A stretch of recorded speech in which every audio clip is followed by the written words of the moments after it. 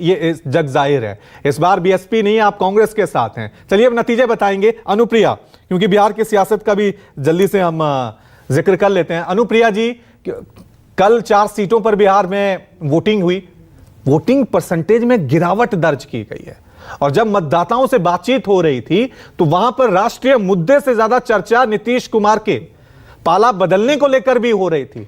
वो भी एक बड़ा इंपैक्ट डाल रहा है। लोग अब बिहार में स्थिरता चाहते हैं। आपको लग रहा है जिस तरह से कोशिश पहले बिहार में होता था कि नहीं, मोदी जी के नाम पे सब वोट पड़ जाते थे और सारी के सारी सीटें एनडीए का गुट जीत जाता, इस बार ही क्या लग रहा है आपको, ये जो वोटिंग परसेंटेज में गिरावट दर्ज की गई है? रवि जी, सब प्रथम तो मैं यह कहूंगी कि देश के लोकतंत्र को बचाने के लिए और मैं कहूंगी और भी मजबूत करने के लिए, मजबूत लोकतंत्र के लिए वोटिंग बहुत जरूरी है।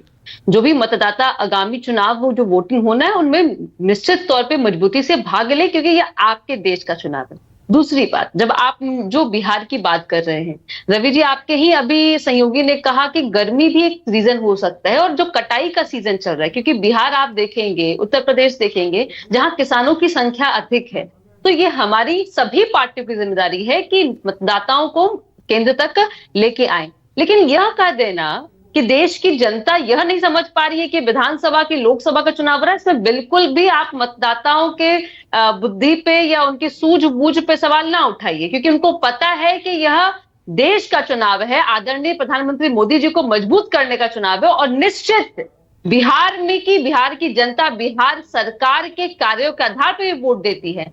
ये जरूर, वैसे जो कल आपने देखा होगा कि बहुत सारे ट्वीट आपको नजर आए होंगे महागठबंधन के तरफ से, जो राजकुमारों की राजशैली है ना, कार्यशैली इनकी, किस एसी के अंदर बैठ जाना, अपने ऑफिस में बैठ करके ट्वीट कर देना कि ये हो रहा है, ये सभी कल इनके अंदर माया जाल और भ्रम था। ये सोच रहे थे कि भाई हमारे जो मतदाता हैं वो बाहर निकले, बिल्कुल ना निकले हैं। इनके मतदाता ट्विटर पर नजर आए और कहे कि ना भैया हम जीत रहे हैं। सच्चाई यह है कि देश की जनता समझ रही है कि बिखरी हुई विपक्ष, क्योंकि कल आप ममता बनर्जी की बातों को सुन रहे होंगे, उन्होंने कहा कि भ्रम में नहीं रहना है कि यहाँ महागठबंधन को चुनाव कांग्रेस लड़ रहा है या सीपीआई लड़ रहा है, यहाँ ममता बनर्जी अलग लड़ रही है। जी, बिहार की जनता को कहीं जेडीयू ने भी तो भ्रम में तो नहीं डाल दिया ना?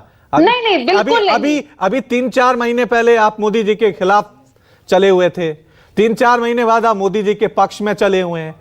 तो वो जो कंफ्यूजन क्रिएट हुआ है, सियासत में जो कंफ्यूजन क्रिएट हुआ है, उसकी वजह से लोग तंग आ गए कि चुने किसको भी कोई पता नहीं। हमारे वोट की वैल्यू भी है, कौन कब पाला बदल ले।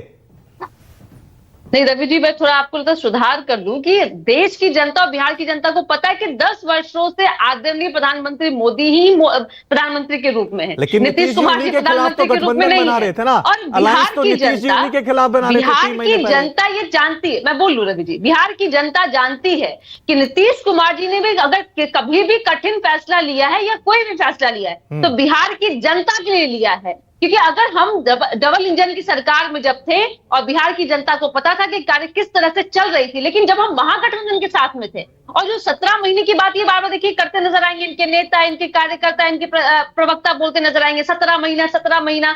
जो 17 महीना की राजनीतिक नौकरी हमने इनको दी, लेकिन उसमें भी इनके जितने भी मंत्री हैं वो अपने कार्यालय में ना बैठ करके प्रभु श्री राम पे, माँ सीता पे, माँ दुर्गा पे, माँ सरस्वती पे सवाल उठाते रहे और कार्यों के नाम पे फिर हमें यही लगा कि इनके नौकरी की बजाय इनको चाहिए जमीन, लेकिन हम इनकी चलने नहीं देंगे।